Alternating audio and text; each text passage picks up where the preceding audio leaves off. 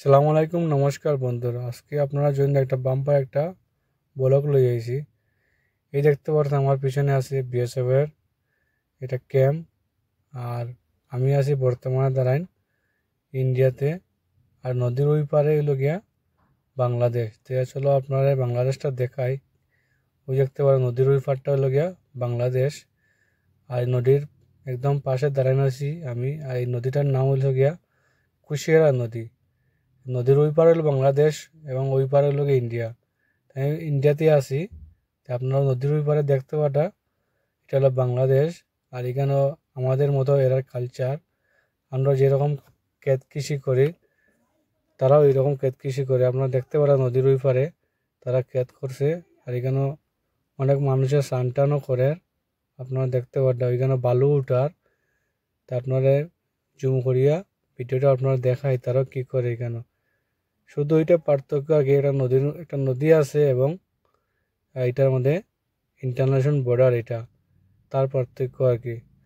আর কিছু না, তাদের এবং আমাদের কালচার এবং চলাফেরা সেম আর কি।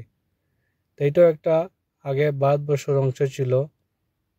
এটা বিভাজন হওয়ার কারণে গিয়া এটা আজকে বাংলাদেশ নামে পরিচিত হয়েছে, একটা দেশ নামে পরিচিত। না তো এটাও ভারতবর্ষের একটা অংশ ছিল। তাই আমাদের এবং ওদের মাঝে কোনো পার্থক্য নাই। ওরাও সিলেটি এবং আমরাও সিলেটি।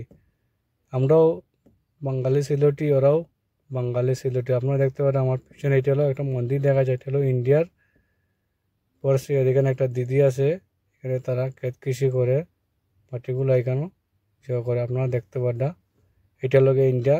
এটা আমি ইন্ডিয়াতে দাঁড়াই আছি। আর ওই পার হলো গিয়া বাংলাদেশ। ওই যেটা এটা ইন্ডিয়াতে একটা মন্দির। আর ওই পার হলো গিয়া বাংলাদেশ। আপনারা দেখতে পারি এটা কুশিয়ারা নদী। আর নদীর ওই পারে হলো বাংলাদেশ। আমি একদম নদীর একদম কিনারে দাঁড়াই। ওইদিকে দেখতে পারি একটা মানুষ এখানে কাজ করে। উনি হচ্ছে বাংলাদেশের নাগরিক। আর এই পারে হচ্ছে বাংলাদেশ। সেই আমাদের মতো ঘর বাড়ি এবং ওদের রাস্তাঘাটগুলো।